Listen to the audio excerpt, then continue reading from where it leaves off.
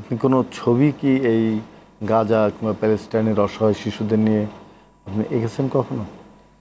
আসলে আমি যখন কাজ করি মানবিক উন্নয়নের জন্য, তখন শুধু ইন্ডিভিজুয়ালি গাজা বা বাংলাদেশ না, আমি গ্লোবাল যে প্রবলেমগুলো সেইটার দিকে আমি সেটা সামনে রেখে করি, যে স্পেশালি কারণ আসলে তো খুবই পৃথিবীর অবস্থা আমরা যদি দেখি, বিশেষ করে আফ্রিকা, তারপর হলো মিডল ইস্ট, এসব দেশগুলোতে খুবই ভয়াবহ বিভৎস অবস্থা।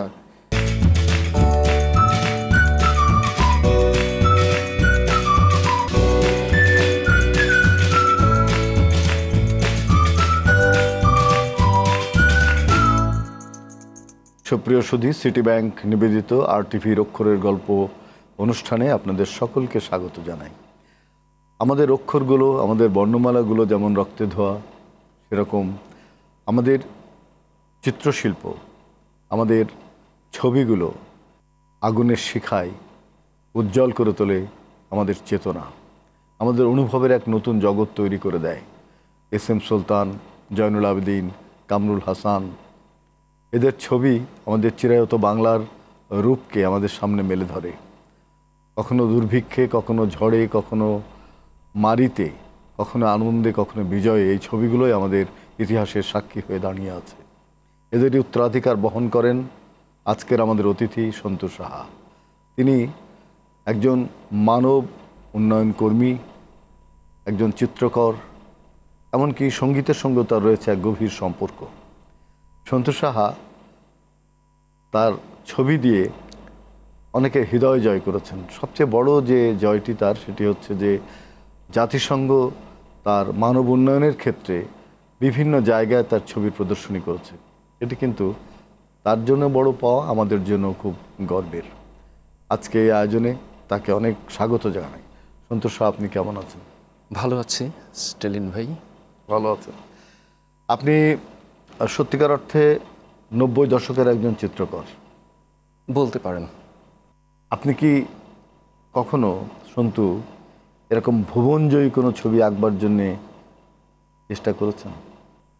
1994 সালে আমার প্রথম শিল্পীর চোখে মানবাধিকার শীর্ষক মানবাধিকার বিষয়ক শিল্পকর্মের প্রদর্শনী আয়োজন করা হয়। সেটি আয়োজন করেছিল জাতিসংঘ তথ্যকেন্দ্র ঢাকা থেকে এবং আলিয়াস প্রাসেজের সহযোগিতা। আলিয়াস প্রাসেজেই হয়েছিল।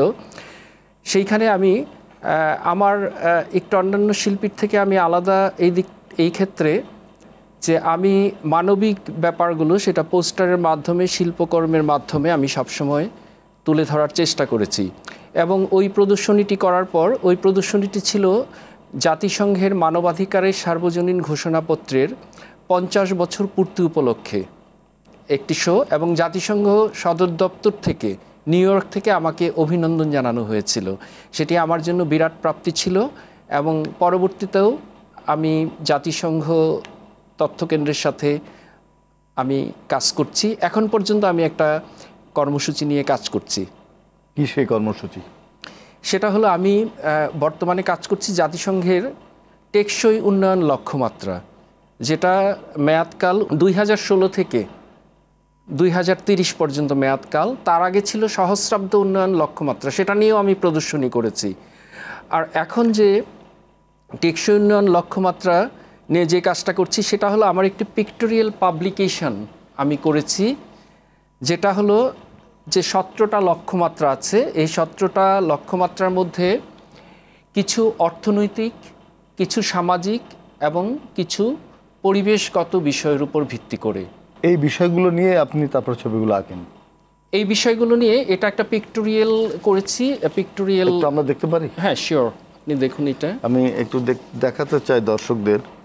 এই যে এই ফটোগ্রাফগুলো আমার নিজের হাতেই করা, এবং এই ফটোগ্রাফগুলো তার নিজের হাতে করা। একটা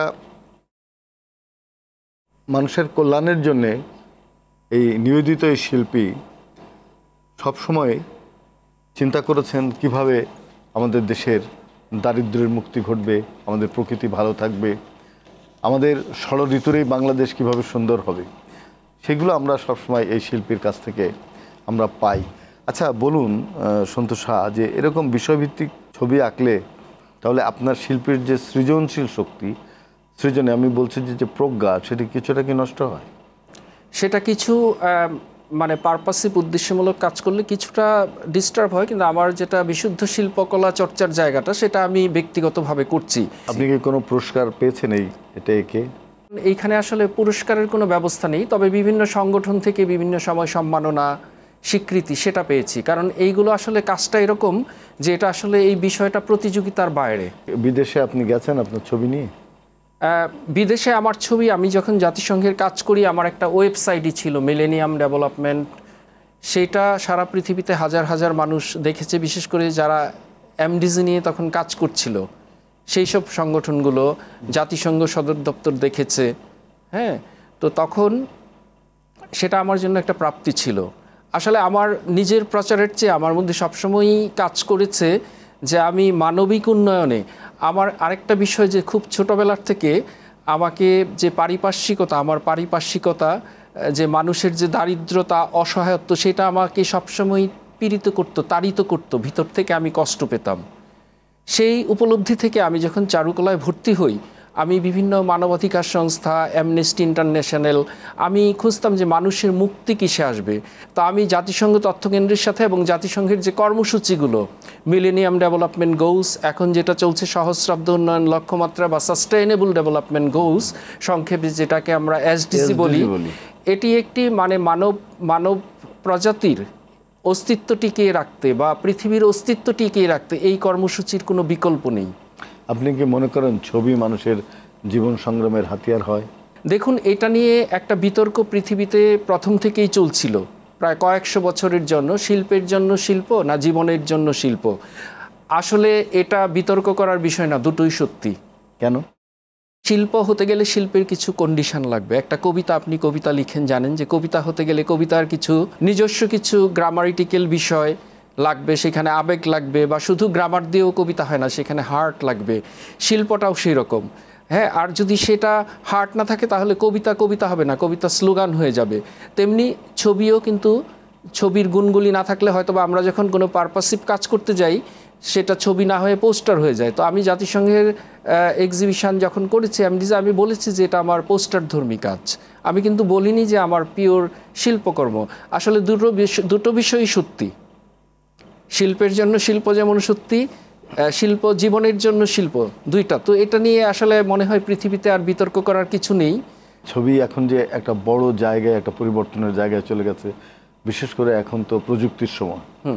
তো এই সময়ে কি আমাদের দেশের শিল্পীরা প্রযুক্তির সঙ্গে মিলিয়ে ছবি আঁকতে পারে? প্রযুক্তির টেকনিক্যাল সাপোর্টটা নতুনরা অনেকেই নিচ্ছে বিভিন্ন রকম, কিন্তু আমাদের শিল্পীদের তো আসলে শিল্পী শুধু চিত্রশিল্পী না, প্রত্যেকটা শিল্পকলার প্রত্যেকটা ক্ষেত্রেই অনেক কঠিন অবস্থার মধ্য দিয়ে শিল্পচর্চা করতে হয়। সেটা সঙ্গীতই হোক, সেটা কাব্যচর্চাই হোক বা পেন্টিংই হোক, সবটাই চ্যালেঞ্জিং আমাদের দেশে। যেহেতু আমরা অর্থনৈতিকভাবে আমাদের অনেক স্ট্রাগল আছে, আমাদের ছবি তো বিক্রি হয় না ঠিক মতো। ছবি বিক্রি অবশ্যই একটা ব্যাপার। আসলে ছবি আঁকতে গেলে মানে আমরা বলি যে বিক্রির জন্য যেগুলি বাজারে ছবি, সেরকম একটা ধারণা আছে, বা যারা বেশি ছবি বিক্রি করে যে তাদেরটা শিল্প থাকে না, এটা বলে। কিন্তু আমি বলি শিল্পীদের তো বাঁচতে হবে, না হলে শিল্পীরা কিভাবে কাজ করবে। কিন্তু আমি যে কাজটা করি, আমার মাথায় কিন্তু আমার নিজস্ব কিছু আয়ের পথ আছে। আমার একটা মাল্টিমিডিয়া ফার্ম আছে, আমি সেইখান থেকে আমার আয়টা হয়। তো আর আমি যে এই কাজগুলো করি, এখানে আমার কোনো অর্থনৈতিক কোনো লক্ষ্য নেই। আমি স্রেফ আমার ভিতরের তাগিদ থেকে, ভিতরের বোধ থেকে মানব কল্যাণের জন্য, মানব উন্নয়নের জন্য কাজ করার চেষ্টা করি। এবং আমি কাজ করার পথে চলতে গিয়ে দেখেছি যে জাতিসংঘের যে বিভিন্ন কর্মসূচি, সেটার সাথে আমার লক্ষ্য, উদ্দেশ্য, আমার যে ভিতরের যে তাগিদ, সেটার সাথে একসাথে টিউনিং হয়ে গেছে। আপনি তো একজন সঙ্গীতের সঙ্গে আপনি কাজ করেন। সঙ্গীতের সাথে আসলে সঙ্গীত আমার রক্তেই বলতে পারেন। আমার মা গান গেত, আমি আসলে গান শুনি। আমার করেন না? না, আমি গান করি, এখন গান শিখছি 4-5 বছর ধরে। সঙ্গীত এবং মিউজিক একসাথে হয়ে কি ছবির মধ্যে কোনো কাজ করে? অবশ্যই। আমি মনে করি একটা ভালো পেন্টিং সেটা একটা ভালো সঙ্গীত, বা একটা সঙ্গীত, শুদ্ধ সঙ্গীত, সেটা একটা ভালো পেন্টিং। দারুণ, কোনো পার্থক্য নেই। এবং তেমনি আমি মনে করি যে একটা কবিতার মধ্যে পেন্টিং আছে, পেন্টিংয়ে কবিতা আছে। কারণ আপনি জানেন যে আগে পেইন্টারদের সঙ্গে, মানে যারা শিল্পী তাদের সঙ্গে কবিদের গভীর সম্পর্ক ছিল। ইদানিং এই যান্ত্রিক যুগে এসে, প্রযুক্তির সময় এসে হয়তো আগের মতো এরকম সখ্য নেই, কিন্তু প্রত্যেক কবি পেইন্টিং দেখে, এক্সিবিশনে অনেক যায়, যারা ভালো কবি তারা পেইন্টিং বুঝতে চায়। হ্যাঁ, এবং সেটাই উচিত একজন শিল্পী এবং কবির মধ্যে সখ্য হওয়া। আমি মনে করি প্রত্যেকটি মাধ্যমের সাথে, শিল্পকলার প্রত্যেকটি মাধ্যমের সাথে একটা ইন্টার রিলেশন আছে, যে একটা আন্তঃসম্পর্ক, ভিতরের একটা সম্পর্ক আছে। হ্যাঁ, সেটা যে পেন্টিংয়ে কিন্তু তাল লয় ছন্দ আছে, সঙ্গীতও আছে। পেন্টিংয়ের যদি ছন্দপতন হয় সেটা পেন্টিংয়ে হবে না, সঙ্গীতের যদি ছন্দপতন হয় কবিতার সাথেও একই রকম মিল, সবগুলি মাধ্যমে মিল আছে। এই যে আপনি সঙ্গীতের মানুষ, আপনি ছবির মানুষ, সেই প্রচেষ্টা কতটা সার্থক হয়েছে তা জানবো বিরতি থেকে ফিরে এসে। শুধু দর্শক, আপনারা দেখছেন সিটি ব্যাংক নিবেদিত RTVর অক্ষরের গল্প। যাব বিরতিতে, আশা করছি থাকবেন আমাদের সঙ্গে।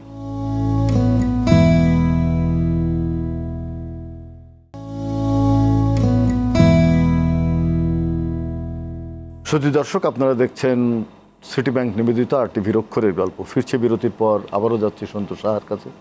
সন্তোষ সাহা, আমি যে জিনিসটা জানতে চাই সেটি হচ্ছে যে আপনি তো গান করেন, গান যে করেন সেই গানের কি কোনো আলাদা সিডি কিংবা ইউটিউবে এগুলোকে আপলোড দেন আপনি? একটা অ্যালবামের কাজ করছি। আমি কাজটা শুরু করেছিলাম করোনার আগে। সেটা হলো আসলে মানে 3টা ল্যাঙ্গুয়েজে সেই গানগুলি বেরোয়ার কথা, কিন্তু করোনার জন্য মাঝখানে কাজটা থেমে গিয়েছিল। এখন আবার চলছে। 3টা ল্যাঙ্গুয়েজ মানে সেখানে বাংলা, হিন্দি এবং উর্দু। আপনি কি রবীন্দ্রনাথের গান করেন নাকি নজরুলের করেন না? আমি বর্তমানে আমার যে উস্তাদের কাছে আমি গান শিখছি, উনি হলো বোম্বের বিখ্যাত উস্তাদ গোলাম আব্বাস খান, উস্তাদ গোলাম আব্বাস খান। ওনাদের হলো 400 বছরের সঙ্গীতের ইতিহাস আছে ওনাদের পরিবারে। ওনাদের পরিবারে পদ্মশ্রী, পদ্মভূষণ এরকম আছে 4 থেকে 5টা। বাহ! হ্যাঁ, তো গোলাম আব্বাস খান আমাকে খুবই পছন্দ করে। উনি প্রায় সময়ই দেশের বাইরে থাকে এবং ওনার ইন্টারন্যাশনালি উনি ছাত্রদেরকে শেখান, অনলাইন ক্লাস করান, ইন্ডিভিজুয়ালি ক্লাস নেন। উনি বোম্বেতে খুবই সম্মানীয় একজন উস্তাদ। বোম্বের অনেক নামকরা সিঙ্গার ওনার স্টুডেন্ট ছিল। তো আমি সেই মাল্টিল্যাঙ্গুয়াল সিডি মানে অ্যালবামটা আমার শীঘ্রই আসবে আর কি, কোনো মিউজিক্যাল প্ল্যাটফর্মে। আমরা একটু গান শুনতে চাই আপনার কাছে। হ্যাঁ, আমি গান শোনাবো, তবে আমি আজকে সেই অ্যালবামের কোনো গান না, আমি আমার পছন্দ মতো একটা জীবনমুখী গান, সেটা আমি গেতে চাই। শুনি আমরা। হা হা হা হা হা হা হা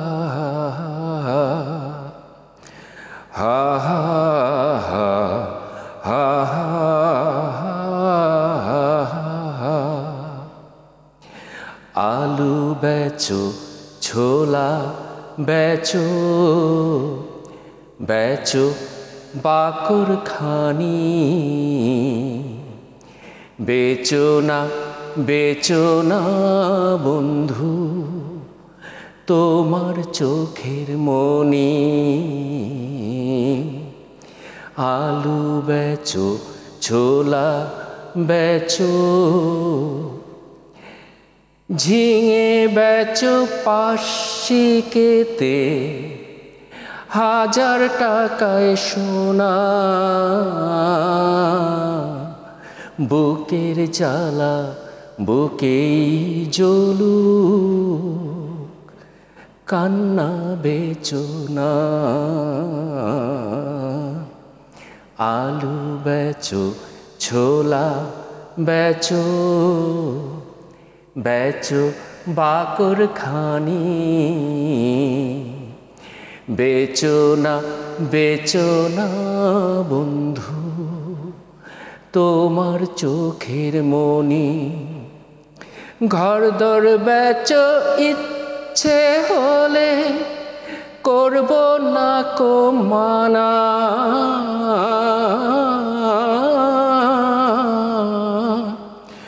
হাতের কলম জনম দুঃখী, তারে বেচো না। এরকম আর হাতের কি। কলম যে জনম দুঃখে তাকে বিক্রি করো না, এই যে আপনার প্রত্যাশা, এই যে চাওয়া, এটা খুবই গভীর জীবনবোধের এক চাওয়া। আপনার প্রিয় শিল্পীকে? রবীন্দ্রনাথ ঠাকুর, যাকে আধুনিক চিত্রকলার জনক বলা হয়।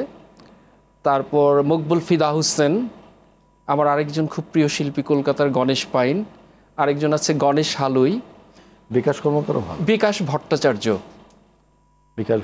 বিকাশ ভট্টাচার্য উনিও ভালো, উনি রিয়েলিস্টিক ধারার একটা প্যাটার্ন তৈরি করেছে। তারপরের জেনারেশনে সোমনাথর, তারপর সর্বরী রায়, হ্যাঁ, ওনাদের কাজও খুব ভালো লাগে। আর গ্লোবালি তো ধরেন রেনেসাস পিরিয়ডে সেই মাস্টারদের, ওয়ার্ল্ড মাস্টারদের কাজ, Rembrandt, Leonardo da Vinci, Michael Angelo, তার পরবর্তী স্টেজে ভ্যান গগ, ওনারা তো অসাধারণ। ওনাদের কাজ বলার অপেক্ষা রাখে না, এত ভালো কাজ, বিশ্বকাপানো। তারপরের জেনারেশনে ফ্রান্সিস বেকনরা, ব্রিটেনের, তাদের কাজ ভালো লাগে। আপনি বলুন যে এই যে কাজগুলো আপনি করলেন, এই যে গান শোনালেন, এগুলো গণমানুষের কাছে কি নিয়ে গেছেন আপনি, একদম সাধারণ মানুষের কাছে? সঙ্গীতটা না আমার সবসময় ভিতরে কাজ করতো, কিন্তু আমি যখন পড়েছি, আমাকে আমার মা ছোট থেকে আমার বোনদেরকে গান শেখাতো, কিন্তু আমাকে শেখায়নি। কিন্তু আমি মায়ের পেটের থেকেই গান শুনতাম। আমি যখন আমার মার পেটে ছিলাম তখন আমার বোনদেরকে গান শোনাতো। কিন্তু আমাকে ছিল যে আমার পারিবারিকভাবে আমার মা বলতো যে তুই ওকালতি পড়বি, কিন্তু আমি ছবি আঁকতাম একটু একটু। আর আমাদের পরিবারটা, আমার বাবার এক কাকা, মানে আমার দাদু কলকাতা আর্ট কলেজ থেকে পাশ করেছিল, জয়নুল আবেদিন স্যারদেরও সিনিয়র ছিল। কিন্তু উনি 43-এর রায়টের সময় বুকে আঘাত পেয়েছিল, তারপর যক্ষা হয়ে মারা যান উনি মাত্র 32 বছর বয়সে। তার নাম ছিল কালীকুমার সাহা, উনি আমার দাদু হয় সম্পর্কে। তো উনি খুব ভালো কাজ করতো। ওনার কিছু ড্রয়িং, স্কেচ খাতা দেখেছি, ওনার রিয়েলিস্টিক স্টাডি ওয়ার্কগুলো খুবই ভালো ছিল। তো ওনার অকাল মৃত্যু হয়, আমরা ওনাকে দেখিনি। তো আমাদের পরিবারের মধ্যে আপনার আম্মা কি বেঁচে আছেন? না, আমার মা মারা গেছে 5-6 বছর হলো। উনি কি দেখেছেন যে আপনি ছবি আঁকছেন? হ্যাঁ, উনি দেখেছে, কিন্তু আসলে আমার গানের যে মানে একাডেমিক যে গুরুর কাছ থেকে শেখা, সেটা আমার মা মারা যাওয়ার পরে। আপনার কোনো ছবির মধ্যে কবিতার কোনো প্রভাব কখনো এসছে? একটা কবিতা পড়ে আপনি একটা ছবি আঁকলেন, এরকম হয়েছে কখনো? না, আমার ঠিক কবিতা দেখে আমি ইনফ্লুয়েন্স হয়নি। আমাকে যে জিনিসটা স্পর্শ করতো সেটা হলো মানুষের যে অসহায়ত্ব, দারিদ্রতা, সেটা আপনি বলেছেন। হ্যাঁ, সেই বিষয়টা আমার মধ্যে বেশি কাজ করতো। এবং এখনো যে আমি যে প্রজেক্টটা তৈরি করেছি, আমি বলছি যে এই বইটা স্টেলিন ভাই, টেকসই উন্নয়ন লক্ষ্যমাত্রা, এটা কিন্তু আমি স্কুলের জন্য অনেকগুলি স্কুলে এই বই দিয়ে আমরা ক্লাস করাচ্ছি, আমরা প্রোগ্রাম দিচ্ছি। এবং স্কুলে ছাত্রছাত্রীদের যে প্রতিক্রিয়া, সেটা অসাধারণ। এবং আমি দেখলাম যে ছেলেমেয়েরা, অনেক গরিব স্কুলে আমি গিয়েছি, এত গরিব দরিদ্র এলাকার স্কুল, কিন্তু তারা জীবনের কথাগুলো শুনতে চায়, বুঝতে চায়। এটা আমার একটা শিক্ষা। আপনি কোনো ছবি কি এই গাজা কিংবা প্যালেস্টাইনের অসহায় শিশুদের নিয়ে আপনি এঁকেছেন কখনো? আসলে আমি যখন কাজ করি মানবিক উন্নয়নের জন্য, তখন শুধু ইন্ডিভিজুয়ালি গাজা বা বাংলাদেশ না, আমি গ্লোবাল যে প্রবলেমগুলো, সেইটার দিকে আমি সেটা সামনে রেখে করি, যে স্পেশালি। কারণ আসলে তো খুবই পৃথিবীর অবস্থা আমরা যদি দেখি, বিশেষ করে আফ্রিকা, তারপর হলো মিডল ইস্ট, এইসব দেশগুলোতে খুবই ভয়াবহ বিভৎস অবস্থা। আমরা একদম শেষ পর্যায়ে চলে এসেছি সন্তোষ সাহা। আমরা আপনার ভেতরে যে অন্তরাত্মার মধ্যে যে গান লুকিয়ে আছে, সেই রকম আরেকটি গান শুনতে শুনতে শেষ করি। আচ্ছা, আসলে আমি যে গানগুলো গাচ্ছি, এগুলি হলো কলকাতার বিখ্যাত শিল্পী প্রতুল মুখোপাধ্যায়ের গান। আমাকে খুব টানে গানগুলো, জানেন, আমাকে ভীষণ টানে। ভিন্ন ধরনের সুর, ভিন্ন ধরনের কথা। প্রতুলদা অসাধারণ একজন মানুষ। আমি বোম্বের 2-3 জন নামকরা মিউজিশিয়ানের সাথে কাজ করছি, ঢাকাতেও করছি, বাংলা গান করছি। এগুলো শীঘ্রই আমি রিলিজ করব। আমি প্রতুলের, কারণ আমার মধ্যে আমাকে সস্তা হালকা কিছু আসলে টানে না, আমাকে যেটার মধ্যে গভীর মেসেজ থাকে সেই বিষয়গুলো টানে। আমি 2 লাইন আরেকটা গান গিয়ে শেষ করছি।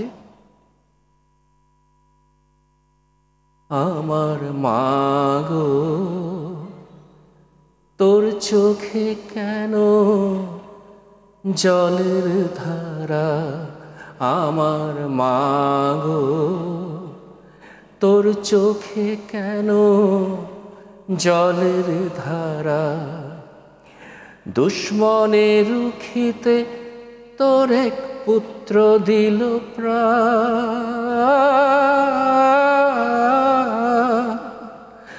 মা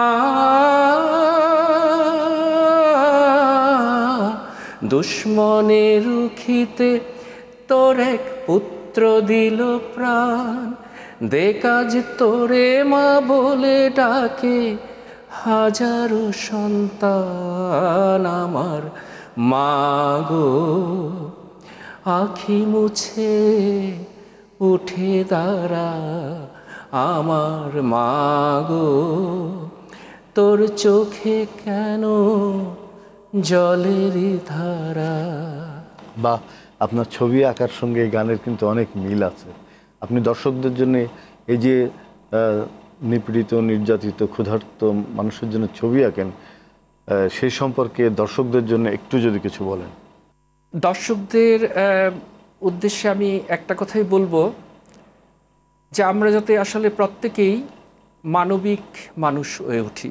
শুধু দর্শক, সিটি ব্যাংক নিবেদিত RTVর অক্ষরের গল্প আয়োজনে আজকে ছিলেন আমাদের একজন বিশিষ্ট চিত্রকর, সঙ্গীত সাধক এবং জাতিসংঘের সঙ্গে মিলে যিনি মানুষকে উদ্বুদ্ধ করবার জন্যে, বাঁচার নতুন একটা পথ তৈরি করবার জন্যে, মানব উন্নয়নের জন্যে কাজ করেন, তিনি হচ্ছেন সন্তোষ সাহা। শিল্প, ছবি, কবিতা, গান মানুষকে উদ্বুদ্ধ করে বাঁচার জন্যে। অনেক দুঃখের মধ্যেও মানুষ বাঁচতে চায়, কেন? কারণ জীবন অনেক সুন্দর। সেই সুন্দর আমরা সারা জীবন ধরে অন্বেষণ করি, সেই স্বপ্ন আমরা দেখি, বাঁচার স্বপ্ন। সেই স্বপ্নকে আরও বেশি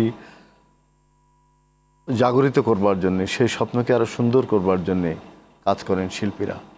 সন্তুর ছবি, সন্তুর গান দীর্ঘজীবী হোক, আমাদের মধ্যে তিনি অনেক দিন ধরে থাকুন, এই প্রত্যাশা নিয়ে শেষ করছি। ভালো থাকবেন, সুস্থ থাকবেন।